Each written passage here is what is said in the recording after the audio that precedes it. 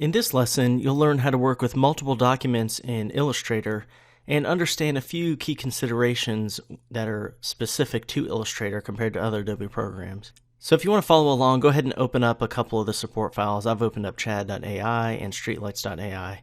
And you'll notice as you open them, they do become tabbed up at the top by default.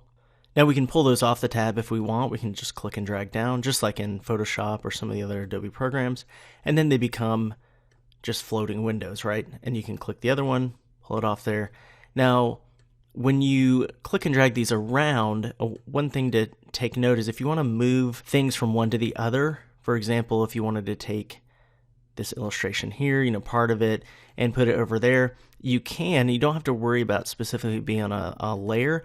We do have a layers panel in Illustrator, but it's a little bit different than in Photoshop. We'll go over that in a different lesson, but it's more object-based software program than, for example, Photoshop. So in Photoshop, you have to be on that layer and you click and drag that element over to the other one. On this one, I can just use the selection tool and just select one of these things, or you could click and drag around a couple of the elements like that, and then click and drag it over, and then it places it over there. So now it's this element is over here, that was over in the other document. And of course, you can minimize these, you can maximize them to full screen, you can restore them by clicking the little middle area and X to close them out.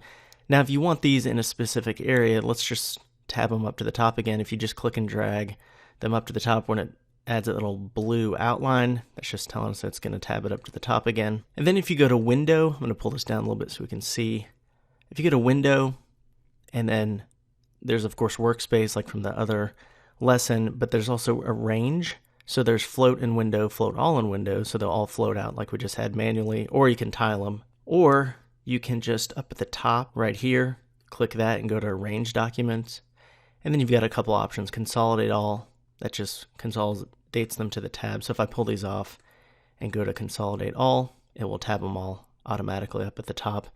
And there's a couple other options, Tile All in Grid if there are a bunch of ones open, Tile All vertically, horizontally, two up, and so on. So if I click one of those, now it just has them both up here in kind of a tile fashion since there's two of them. Now, of course, we can go to File Open to open another document, or you can go to File Place, and you could place, for example, let's just choose this one here and click place, and it will place it into one of the other documents. All right, so you can take elements from another document, in fact, all the elements, and then place them into another document by going to File Place as well. So that's working in multiple documents in Photoshop. I'll see you in the next lesson.